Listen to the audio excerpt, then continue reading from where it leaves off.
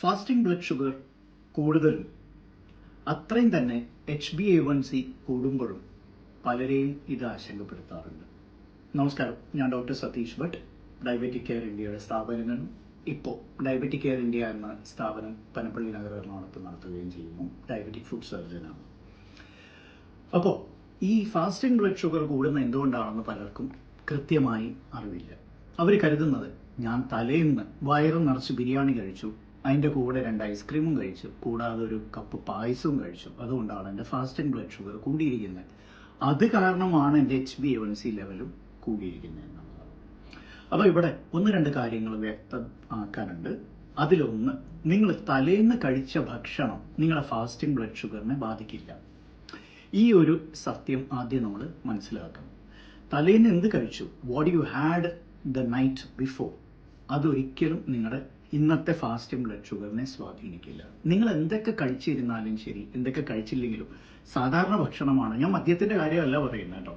If you have taken alcohol കഴിച്ചിട്ടുണ്ടെങ്കിൽ അത് തീർച്ചയായിട്ടും ഇന്നത്തെ ഫാസ്റ്റിംഗ് ബ്ലഡ് ഷുഗറിനെ ബാധിക്കും. ബട്ട് അതർവൈസ് ഫുഡ് സ്റ്റഫ്സ്, നമ്മൾ സാധാരണ കഴിക്കുന്ന ആഹാരങ്ങളൊന്നും ഇന്നത്തെ ഫാസ്റ്റിങ്ങിനെ ബാധിക്കില്ല. ബാധിക്കുന്ന എന്തൊക്കെ ഘടകങ്ങളാണ്? ഒന്ന്, നേരത്തെ പറഞ്ഞ പോലെ മദ്യം, അതുപോലെ ടൊബാക്കോ യൂസ്, പിന്നെ രാത്രി ഉറക്കം ശരിയായില്ലെങ്കിൽ സ്ട്രെസ് ലെവൽസ്, അത് നിങ്ങളുടെ ഫാസ്റ്റിംഗ് ബ്ലഡ് ഷുഗറിനെ ബാധിക്കാം. പിന്നെ നിങ്ങൾ മരുന്ന് എടുത്തിട്ടുണ്ടോ ഇല്ലയോ എന്നുള്ളത്, മരുന്നിൻ്റെ അളവ്, ഇപ്പോൾ ഇൻസുലിനോ ടാബ്ലറ്റ്സ് എന്താണെന്നോ, അത് ഫാസ്റ്റിംഗ് ബ്ലഡ് ഷുഗറിനെ ബാധിക്കും. പക്ഷേ ആഹാരം ബാധിക്കില്ല. അതുപോലെ ഒരു ദിവസത്തെ ഫാസ്റ്റിംഗ് ബ്ലഡ് ഷുഗർ കൂടിക്കിടക്കുന്നതുകൊണ്ട് മാത്രം നിങ്ങളുടെ HbA1c, അന്നത്തെ HbA1cയിൽ കാര്യമായി മാറ്റം വരില്ല.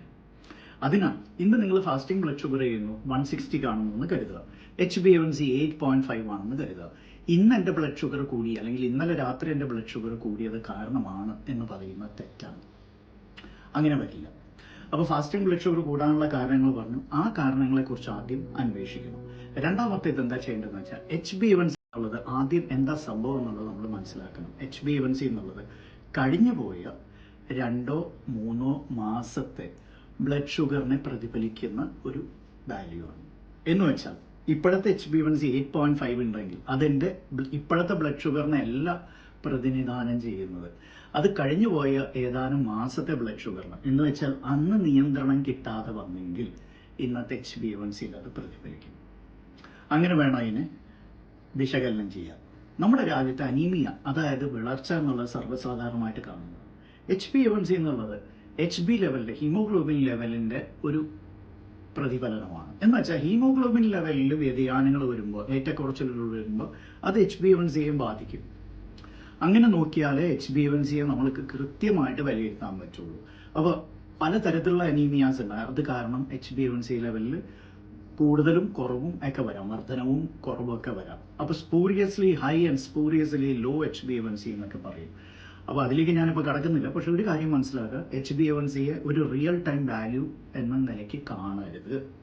റിയൽ ടൈം വാല്യൂസ് എന്ന് പറയുമ്പോൾ ഫാസ്റ്റിംഗ് ബ്ലഡ് ഷുഗറും പിന്നെ PPPS മാത്രം, അല്ലെങ്കിൽ റാൻഡം ബ്ലഡ് ഷുഗർ, ആ സമയത്ത് ചെയ്യുന്ന ഗ്ലൂക്കോമീറ്റർ ലെവലിനാണ് റിയൽ ടൈം എന്ന് പറയുന്നത്.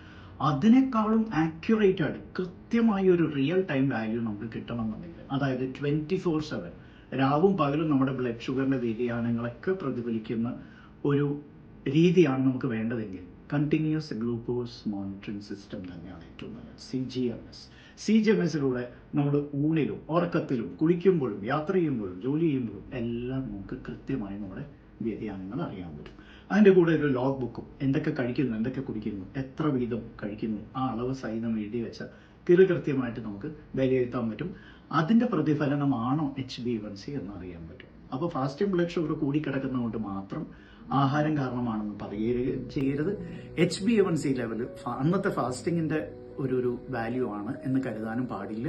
ഈ രീതിയിൽ വേണം ഇതിനെ നോക്കിക്കാണാൻ. അപ്പോൾ ഈ ചാനലിലെ ഈ ടോപ്പിക്സ്, നിങ്ങൾക്ക് വിഷയങ്ങൾ ഇഷ്ടപ്പെടുന്നുണ്ടെങ്കിൽ ദയവായി ഞങ്ങളെ അറിയിക്കുക. Please like and subscribe and your comments. നിങ്ങളുടെ കമൻറ്റ്സ്, അപ്പോഴാണ് നമ്മുടെ എൻഗേജ്മെൻറ്റ്, നിങ്ങളുമായിട്ടുള്ള എൻഗേജ്മെൻറ്റ് പൂർണ്ണമാവുന്നത്. Please do come back with your comments. Thanks for watching. Bye by.